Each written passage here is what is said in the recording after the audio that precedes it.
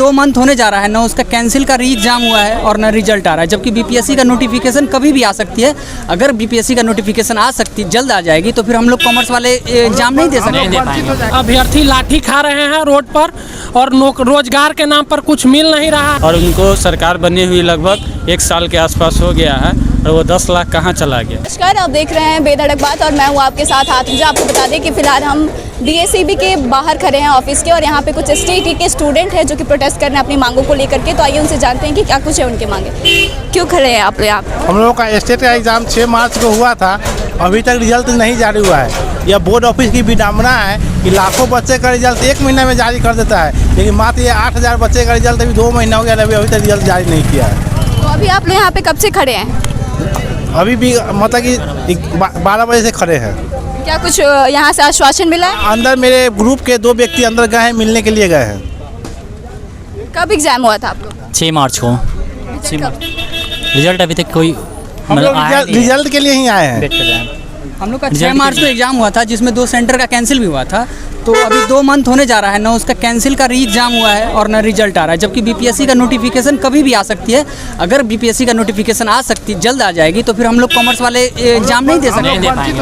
वंचित हो जाएंगे। अगर बीपीएससी की तरफ से नोटिफिकेशन आ जाता है तो हम लोग परीक्षा देने से वंचित हो जाएंगे। हम लोग कहने का मतलब कि सुपर टेट का एग्ज़ाम नहीं दे पाएंगे, और कहने का मतलब विगत 2011 में एग्ज़ाम लेने के बाद इस बार कॉमर्स का एग्ज़ाम लेना।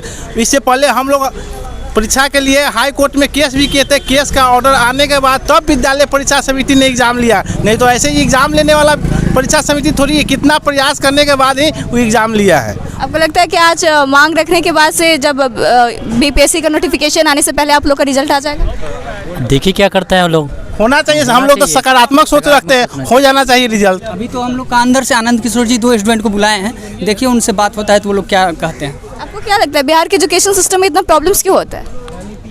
ये तो राजनीतिक है सब।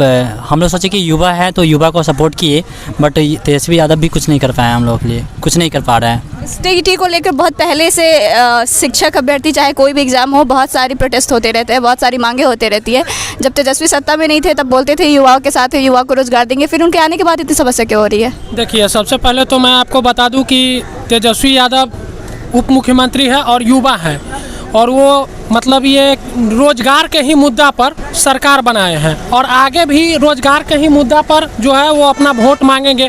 और हम लोग का यही मांग है जो मतलब बीपीएससी के नोटिफिकेशन आने से पहले जहाँ हम लोग का जो 2 सेंटर का एग्ज़ाम कैंसिल हुआ है उसका एग्ज़ाम लेकर के जल्द से जल्द बीएससीबी रिजल्ट जारी करे, और अविलंब इस पर उप मुख्यमंत्री तेजस्वी यादव, जैसा कि आपने बोला, इस पर संज्ञान ले और जल्द से जल्द हम लोगों का जो ये समस्या है उसका निष्पादन करने का कोशिश करें।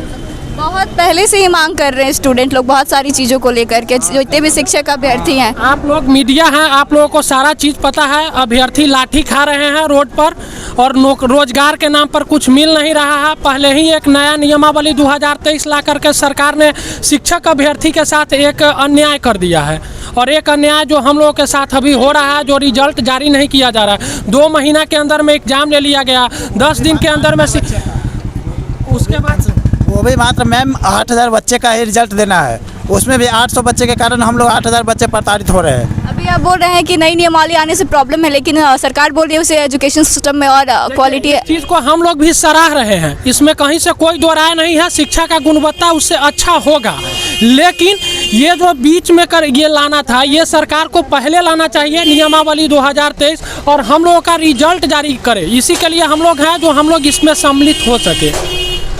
बिहार में शिक्षक अभ्यर्थियों को इतनी सारी परेशानियों का सामना क्यों करना पड़ता है? आपको क्या लगता है इसके पीछे जिम्मेवार कौन है? इसके जिम्मेवारी सरकार है। और दूसरी चीज़ ये है मैडम, यहाँ पर हम लोग मतलब हर एक दिन एग्ज़ाम के बाद कोई ना कोई छात्र एसटीईटी कॉमर्स अभ्यर्थी यहाँ आते हैं और उनको अंदर भी नहीं जाने दिया जाता है। सबसे बड़ी विडम्बना ये है, बाहर से ही बाहर उसको टरका दिया जाता है, न कोई सुन रहे हैं न कुछ। और जो अधिकारी लोग से बात होता है वो बस इतना ही बताते हैं, जो पेपर देखते रहिए। और अंत में जब हम लोगों को कुछ समझ में नहीं आया तब हम लोग यहाँ पर शांतिपूर्वक और अहिंसात्मक रूप से धरना प्रदर्शन और ये प्रोटेस्ट कर रहे हैं। तेजस्वी यादव जब विपक्ष में थे तो लगातार वो बोलते थे कि आएंगे तो युवाओं के मुद्दा पे बात करेंगे, रोजगार पे बात करेंगे, रोजगार लेके आएंगे हैं, लेकिन आने के बाद से भी लगातार प्रॉब्लम्स हो रही हैं, उस पर क्या कहेंगे आप? तेजस्वी यादव जी जब अपना मैनिफेस्टो दिए थे तो उसमें बोले थे कि जब हम जब सरकार में आएंगे तो पहली कलम से 10 लाख रोजगार देंगे, सरकारी नौकरी देंगे 10 लाख। और उनको सरकार बने हुई लगभग 1 साल के आसपास हो गया है और वो 10 लाख कहाँ चला गया। रह गई बात बिहार में शिक्षक बनने की मुद्दा, तो यहाँ शिक्षक नहीं बनाया जाता है। यहाँ शिक्षक बनने से पहले एक एग्ज़ाम, फिर एक एग्ज़ाम, फिर एक एग्ज़ाम, इस तरह एग्ज़ाम बाय एग्ज़ाम देते रहिए और इस तरह से इससे तो क्वालिटी में सुधार होगा ना एजुकेशन के। अच्छा ठीक है, तो ये सब चीज़ का एक नॉर्म्स होता है, पहले से ही बता देना चाहिए कि हम स्टेट लेंगे। स्टेट जब पास करा लेते हैं तो 4 साल 5 साल बैठा देते हैं घर में, फिर कहते हैं बीपीएससी लेंगे। तो बीपीएससी का भी जो मुद्दा है तो उसमें जो बीपीएससी एग्ज़ाम लेती है, कंडक्ट कराती है, तो उसका एक स्केल होना चाहिए।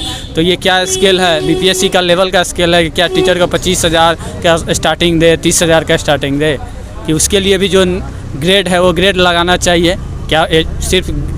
तो ये सब बात है। और रह गई हम लोग यहाँ पर भी आए हुए हैं STET कॉमर्स 2023 रिज़ल्ट जारी करने के संबंध में, जो कि 2-3 महीना पहले एग्ज़ाम हुआ था। उसका एग्ज़ाम का रिज़ल्ट ये लोग दे नहीं रहे हैं। बीपीएससी 1 हफ्ते में फिर से एग्ज़ाम लेने जा रही है, उसमें हम लोग वंचित हो जाएंगे। तो हम लोग जब भी आते हैं तो ये लोग बाहर से ही टरका देते हैं कि जाइए पेपर देखिए। अभी आपके 2 लोग को अंदर बुलाया गया, तो आपको लगता है कि आप लोगों की मांगें सुनी जाएंगी? हाँ, उम्मीद है कि हम लोग की मांग सकारात्मक होगी। कहना यह है कि मान लीजिए जाए कि इनको सुपर टेट ही लेना था, तो जो बच्चे मान लीजिए जाए कि 2019 में एग्ज़ाम दिया इससे पहले, तो कहने का तो वह 4 साल तो वो सोचे कि हम सुपर टेट पास करके हमको तो नौकरी निश्चित है। लेकिन वह क्या कि 2019 में सुपर टेट पास कर गया और अटेंडम 2023 में एग्ज़ाम ले रहा है। यह सरकार की सोच अच्छी नहीं है, क्योंकि वह अटेंडम कोई निर्णय लेते हैं, इनको यह सब निर्णय पहले लेना चाहिए।